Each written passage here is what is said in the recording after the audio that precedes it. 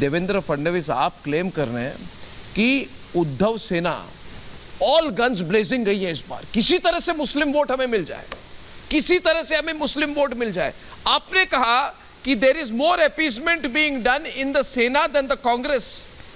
मतलब जितनी तुष्टीकरण कांग्रेस पार्टी करती है, जो मुस्लिम कोटा की बात करती है, उससे ज्यादा उद्धव ठाकरे बात करते हैं। मगर उद्धव ठाकरे ने तो अभी तक मुस्लिम कोटा की बात खुद से नहीं कही,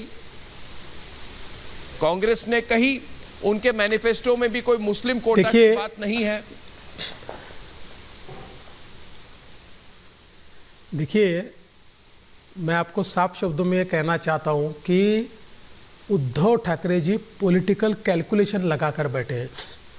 उनके ये ध्यान में आया है कि मुंबई में और महाराष्ट्र में उनके वोटों में टूट हुई है।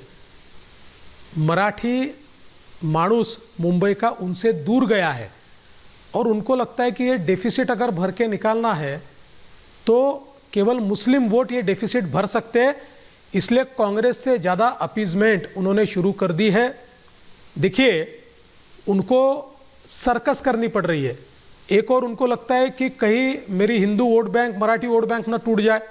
दूसरी ओर उनको ये लगता है कि मुस्लिम वोट बैंक के सिवा तो मैं जिंदा ही नहीं रह पाऊंगा।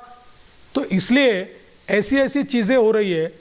मुझे बताइए, शिवसेना के बाला साहब ठाकरे जी के शिवसेना के इतिहास में कभी किसी ने विचार किया था कि उर्दू में कैलेंडर छपेगा शिवसेना का और उस पर हिंदू हृदय सम्राट शिवसेना प्रमुख बाला साहब ठाकरे नहीं, जनाब बाला साहब ठाकरे लिखा जाएगा। यह भी उद्धव ठाकरे के जमाने में हो गया। इसलिए अरे कांग्रेसी तो थे ही अपीजमेंट वाले, तुष्टीकरण वाले, लेकिन अब उनसे ज्यादा तुष्टीकरण की होड़ में अगर कोई व्यक्ति घुसा है, उस व्यक्ति का नाम श्रीमान उद्धव ठाकरे है। तो आप कह रहे हैं उनकी आइडेंटिटी क्राइसिस है। हाँ, बिल्कुल आइडेंटिटी क्राइसिस है और उन्होंने ये तय कर लिया है कि मुझे सूडो सेक्युलर वोट बैंक के पीछे जाना है। आप महाराष्ट्र के हिंदुओं को क्या कहेंगे? देखिए, हर वक्त मुस्लिम वोट बैंक की बात होती है, मगर रिपब्लिक नेटवर्क थोड़ा अलग है। हम हिंदू वोट के बारे में भी बोलते हैं और मैंने तो अपने प्रोग्राम में कहा कि इस बार मुझे लग रहा है कि 2024 के चुनाव में हिंदू वोट कंसोलिडेशन होगी। अब उस पर मैं चाहता हूं थोड़ी डिटेल में आप कहें, महाराष्ट्र के हिंदुओं को आप क्या कहना चाहेंगे? क्योंकि एक राष्ट्रीय स्तर पर एक डिबेट चल रही है, जो चैनल कह रहे हैं कि भैया ये राम मंदिर बहुत जल्दी हो गया। अगर राम मंदिर की प्राण प्रतिष्ठा मार्च में होती तो लोगों को याद रहता कि बीजेपी हिंदुओं के हित की एक पार्टी है, मगर कह रहे कि अभी लोग भूल गए। तो ये दोनों मुद्दों पर मैं चाहूंगा आप कहें, महाराष्ट्र के हिंदुओं को आप क्या कहना चाहेंगे और ये जो राम मंदिर को लेके कहते हैं, इस पर आपका क्या जवाब है? पहली बात तो जहाँ तक राम मंदिर का सवाल है, ये हमारे आस्था का प्रश्न है। जन जन के मन में राम है, राम को कोई भुला नहीं सकता।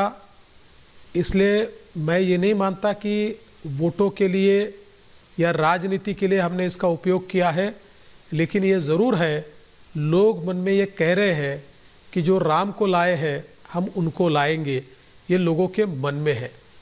और जहाँ तक आपने उद्धव ठाकरे जी की बात कही है या जो सिर्फ मुस्लिम अपीजमेंट कर रहे हैं, मैं वोटर्स को यही कहना चाहता हूँ, उद्धव ठाकरे जी और कांग्रेस और इंडिया आघाड़ी आज रोज कह रही है मोदी जी को हराने के लिए वोट का जिहाद कीजिए। वोट के जिहाद की बात चल रही है। मैं सभी देशभक्तों को कहना चाहता हूं, मोदी जी को चुनकर लाने के लिए आप अपने वोट का यज्ञ कीजिए और उस वोटों के यज्ञ में अपने वोट की समिधा दीजिए और इस देश को मजबूत बनाइए। ये बड़ी बात आपने कही, ये तो बहुत कोटेबल कोट हो जाएगा। दोस्तों, अगर आप ये इंटरव्यू देख रहे हैं तो पहली बार एक नए शब्द, एक नए फ्रेज का उल्लेख किया गया है। ये कह रहे हैं कि अगर दूसरे लोग वोटों की जिहाद की बात करें तो देवेंद्र फडणवीस कह रहे हैं वोटों की यज्ञ कीजिए। और ये उन्होंने कहा जब मैंने उनको सवाल पूछा कि महाराष्ट्र के हिंदुओं को क्या करना चाहिए, तो इस पर जरा विस्तृत तौर से कहें, ये वोटों की यज्ञ की बात क्या होती है? किस चीज का ये? आप क्यों नहीं कहते वोटों की तपस्या कीजिए, वोटों के लिए संघर्ष कीजिए? आप वोटों की यज्ञ के बारे में क्यों कह रहे हैं?